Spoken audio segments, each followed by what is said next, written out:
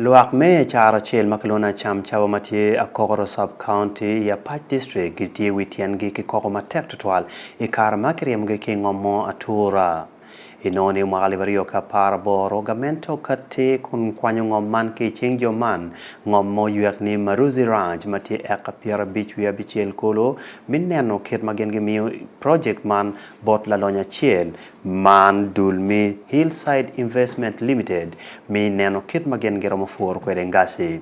Koko beno kare kom dula chel man ni kitika tichke mo ni roma pat minneno kit magimayo kwere ngom bot joma chengjui. The Church Pawan Luo TV Solomon Okabo Lubulokman wanen ko ngoma enokati kwere. A nyimu tedero me Acamcabu a metia Yuliach Parish igombola kohori ya Patch District tieka na tek yonge mohangen a gamente gol kere rohocha ryemo tedero magi iloba meginotiro ni ubedu lobo metekwarom imwaha tutumi ariokera paru ya boro gamente me Uganda obino miu lobo ekaspir bich wiangwen buloba gamente me atera ranch boat company me Hillside Agricultural Investment Limited me puru teta me kelumo utia boro palm oil production gamente obino miu rokocha boat mon me Uganda People's Defense Forces UPDF me ryemo tedero a menutia kwa lobogi me atera ranch a moywe kirinyeme Maruzi ranch loba meti square miles pira bichel wiangwen o tedero a mekaromi angwen a metia kwa Acamcabu village o tie kere koho ni alonyo me Hillside tie tikerumony me mayo lobo gi tetek lobo mete kwaro ginna meginotiro ni perwate kede chik me lobo man an nya jolungi bong risen molewa nyora manega ano ber dan ma Acamcabu wano unywala wa kana nywala pangi kita locha afa kita mede teter wa kere tien kono gameni ni ineno wa mineno wa wange kisamate tien chan na rikame oti ukere balonyo laki jotia mete tiku wa kere tia kan wan kano kelwa mon kan moyo puru jo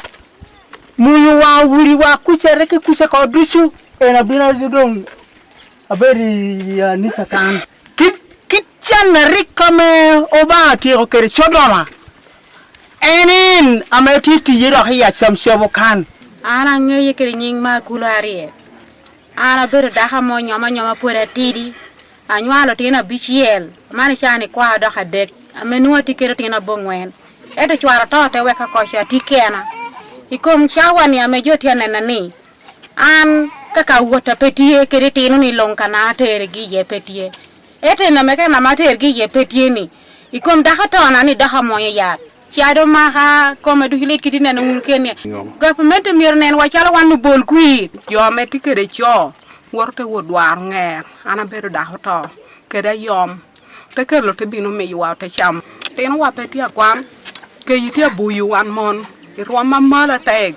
bana tia loki ke ya wor na pa chuture cha pot po wang hada aka te wot ke ya de ki chundi wor ata ringa te laro kan chani do tia buria ni samoreta koni karachel ke kwarna ke nyekani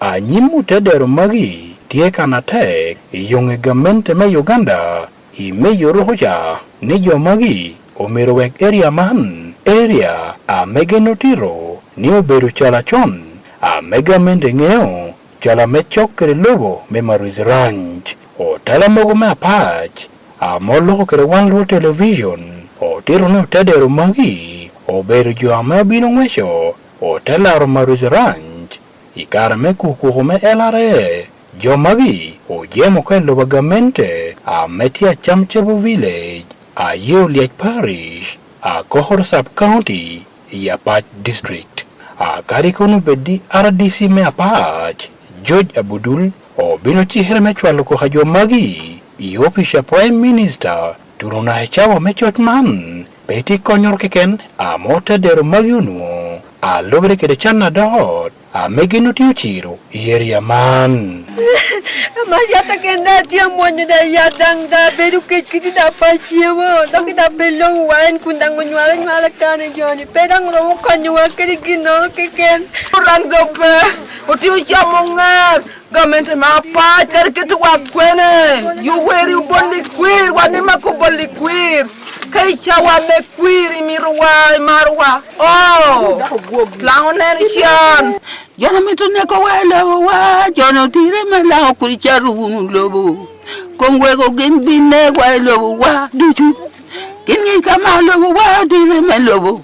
joni kama lobo wa dire melobo geni chogo wa chungi tenge kucha ni lobo guti kwene kala